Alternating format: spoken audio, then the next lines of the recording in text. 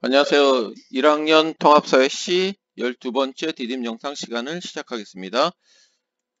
이번 2학기 첫 번째 디딤 영상 시간인데, 2학기 때는 두 단원을 공부할 겁니다. 5단원 시장경제와 금융 요 단원을 공부하고, 그 다음에 7단원 문화와 관련된 단원을 공부하도록 하겠습니다. 먼저 5단원의 내용을 보면은 자본주의가 어떻게 발달되어 왔는지, 그리고 시장경제의 의미가 뭔지, 자, 요 내용을 공부하고, 그다음에 시장경제의 발전과 경제 주체, 생산자, 소비자, 기업, 가계, 이런 개념들에 대해서 공부하도록 하겠습니다.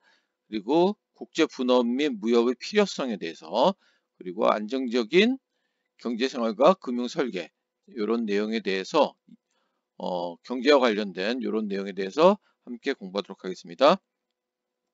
그래서 이 단원의 가장 큰 명제는 바로 시장경제. 시장경제는 우리 지금 자본주의 시장경제를 추구하고 있죠. 이런 시장경제는 인간의 삶에 어떤 영향을 미치는지, 자, 바로 이게 큰 명제라고 얘기할 수 있겠죠. 이런 내용에 대해서 함께 공부하도록 할게요. 시장경제의 의의, 시장경제의 한계를 극복하려는 그런 노력, 국제 분업과 무역 및 금융생활을 탐구하고 다양한 사례를 분석한다. 자, 이렇게 되어 있네요. 이런 내용들을 공부한다는 걸 알고 있으면 되겠습니다. 자, 그럼 먼저 자본주의 발달과 시장경제 첫 번째 단원을 공부하도록 할게요. 자, 요 교과서 140쪽에 있는 내용입니다. 자본주의의 역사적 전개 과정과 그 특징을 이해한다. 요 내용은 오늘 배우는 내용입니다. 오늘 배우는 내용이고, 그 다음에 15번째 디딤 영상부터는 바로 시장경제에서 합리적 선택의 의미와 한계를 설명할 수 있다. 이거는 다음에 공부하는 내용이 되겠습니다. 자, 그래서 교과서 140쪽에 있는 내용을 한번 같이 보도록 할게요. 다음과 같이 주장하며 자본주의의 이론적 기초를 세운 영국의 경제 사상가의 이름을 써보자 했는데, 분업의 중요성, 국부론이라는 책에서 분업의 중요성을 강조하고 개인의 경제적 자율성을 보장해야 된다고 그런 주장을 강조한 사람이 바로 누굴까요? 바로 이 사람이죠. 생산 과정을 여러 사람이 나누어 일을 완성하는 분업의 중요성을 강조하고 있는 거죠. 자, 이렇게. 그리고 우리가 저녁을 먹을 수 있는 것은, 자, 이런 사람들의 자비가 아니라 자신의 이익을 추구하다 보니까 사회 전체 이익이 증대된다는 거죠. 자기이익 추구의 원리를 강조한, 자, 이 사람은 바로 애덤 스미스죠. 이런 분업의 중요성이라든지 자기이익 추구의 원리라든지 이런 것들은 어떤 자본주의, 시장경제의 아주 중요한 요소라고 볼 수 있는 거죠. 바로 이런 주장을 국부론이라는 책에서 애덤 스미스가 한 거죠. 자, 이런 내용들 알고 있으면 되겠습니다. 자, 그래서 학습 31쪽부터의 내용을 그러면 이제부터 본격적으로 함께 공부하도록 할게요. 자, 이 단원에서는 자유방임주의 시대의 특징을 좀 알아두고, 그 다음에 수정자본주의가 나온 배경, 그리고 그 특징을 좀 잘 정리해 두면 되겠습니다. 그리고 자본주의 역사적 전개 과정에 대해서 이해한다 했는데, 여러 가지 자본주의 역사적 전개 과정 속에서 나온 그런 자본주의의 형태가 있습니다. 예를 들면 상업자본주의, 산업자본주의, 그 다음에 독점자본주의, 수정자본주의, 그리고 신자유주의로 이루어지죠. 자, 그런 흐름에 대해서 잘 그 특징과 그 다음에 그 배경, 나오게 된 배경 이런 것들을 정리해 두면 되겠습니다. 먼저 그러면은 자본주의의 의미와 특징에 대해서 한번 공부해 보는 시간을 갖도록 할게요. 자, 먼저 자본주의의 의미는 뭘까요? 자본주의 하면은 무슨 제도를 바탕으로 할 거야? 자본주의냐 사회주의냐, 그 기준은 뭘까요? 그렇죠. 바로 이 사유재산 제도를 인정하느냐 그렇지 않느냐를 기준으로 생각할 수 있습니다. 시장에서의 자유경쟁을 통해, 자유경쟁이라는 말, 사유재산이라는 말, 이런 것들이 중요한 요소가 되겠죠. 상품의 생산, 교환, 분배, 소비가 이루어지는 경제체제를 자본주의라고 한다. 그 특징을 보면 경제의 신호등 역할을 하고 자원의 효율적 자원 배분 역할을 하는 거. 이게 바로 시장 가격이라고 볼 수 있는 거죠. 시장 가격. 자, 그래서 이런 시장 가격이 존재한다는 것은 시장 경제 체제, 시장 경제 체제란 말과 자본주의란 말은 분명히 차이가 있습니다. 그렇지만은 대부분의 자본주의 국가들은 시장 경제 체제를 중심으로 하기 때문에 굉장히 밀접한 관계다. 이렇게 얘기할 수 있겠네요. 그래서 자본주의라는 말은 사유재산과 아주 밀접한 관련이 있는 말이고, 시장 경제라는 말은 바로 이런 시장 가격에 의한 여러 가지 경제 활동이 시장 가격에 의해서 돌아갈 때, 자, 바로 그거를 시장 경제라고 얘기할 수 있는 거죠.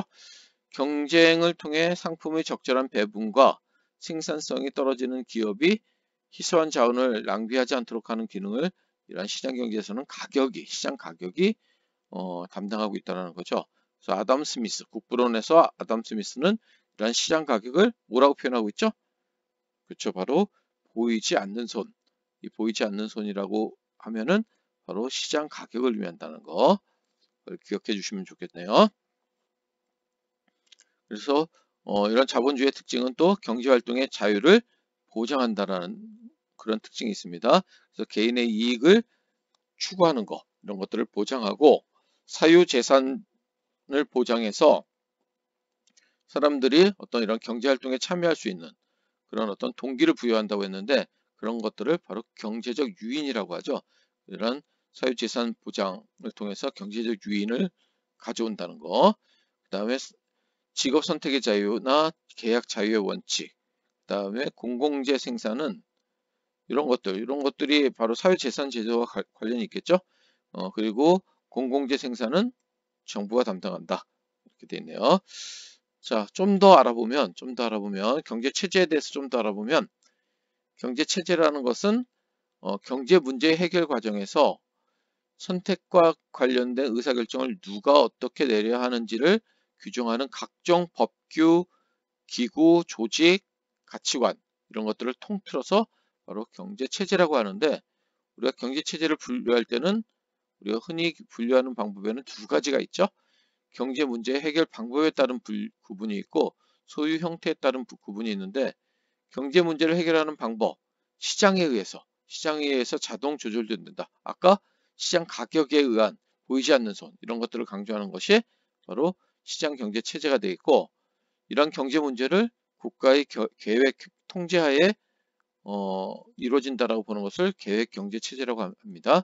그래서 시장 경제냐 계획 경제냐 시장 경제의 어떤 대비되는 말은 계획 경제라고 볼 수 있는 거죠.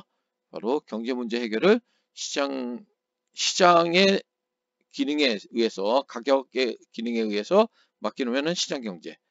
정부가 어떤 개입하면은 계획 경제적인 요소다. 이렇게 얘기할 수 있겠네요.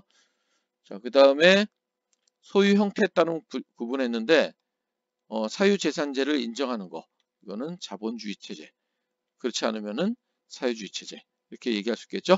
그래서 어느 경제 체제나 요즘은 완벽한 형태의 시장 경제 또는 완벽한 형태의 계획 경제 또는 완벽한 형태의 자본주의 체제, 완벽한 형태의 사회주의 체제는 없다라고 볼 수 있습니다. 어떤 걸 중점에 두고 어떤 걸로 어떤 보완하느냐 이런 어떤 정도의 차이지 100% 완벽한 시장 경제나 100% 완벽한 자본주의 체제는 보기 힘들다라고 얘기할 수 있겠습니다.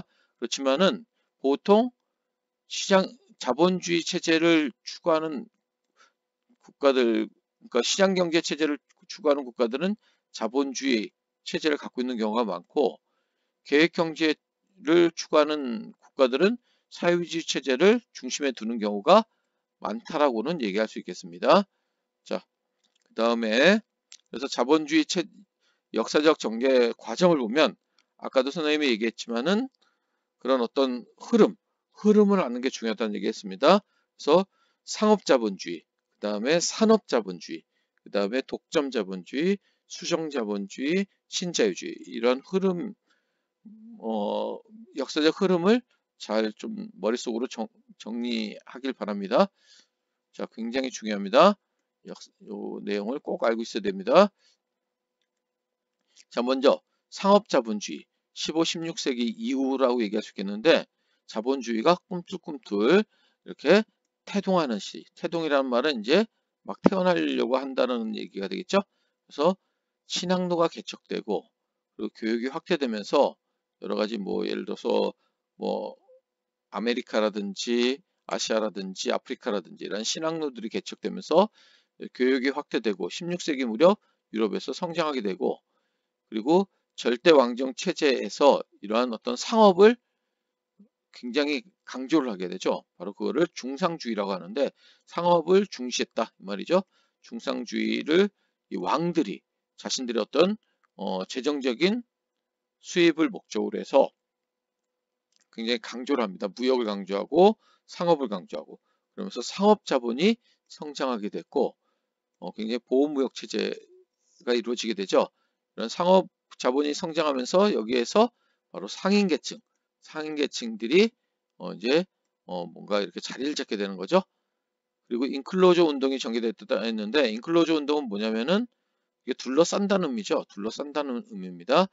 그래서 그 농촌에 울타리를 치면서 거기다가 양을 기르고 그 양에서 이제 양모를 생산하게 된 거죠. 그럼 여기서 농사짓던 농민들은 어떻게 됐을까요? 바로 도시로 나가게 된 거죠. 그러면서 도시에 어떤 인력을 공급하는 노동력을 공급하는 그런 어떤 계기가 된 거죠. 인클로저 운동이. 자, 바로 그런 의미입니다. 그리고 공장제, 수공업이 등장하고 그런 선대제, 그러니까 미리 대금을 지급하고 이렇게 물건을 사들이는 걸 얘기하는 겁니다.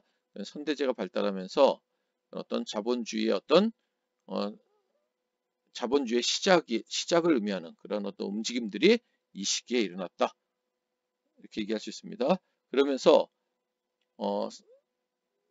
여기서 중상주의란 말은 국내 산업을 보호하기 위해 관세를 부과하여 수입을 억제하고 해외 시장 확대를 위해 수출을 장려하는 등 국가가 상공업 활동에 깊이 개입한 정책이다. 이런 중상주의를 통해서 무역이 발달하고 상업이 발달하고 그리고 새로운 계층인 상인계층들이 어떤 성장하게 되었다. 이렇게 얘기할 수 있습니다. 그러면서 시민혁명이 일어나고 그 다음에 산업혁명이 일어나는 그런 어떤 계기가 된 거죠.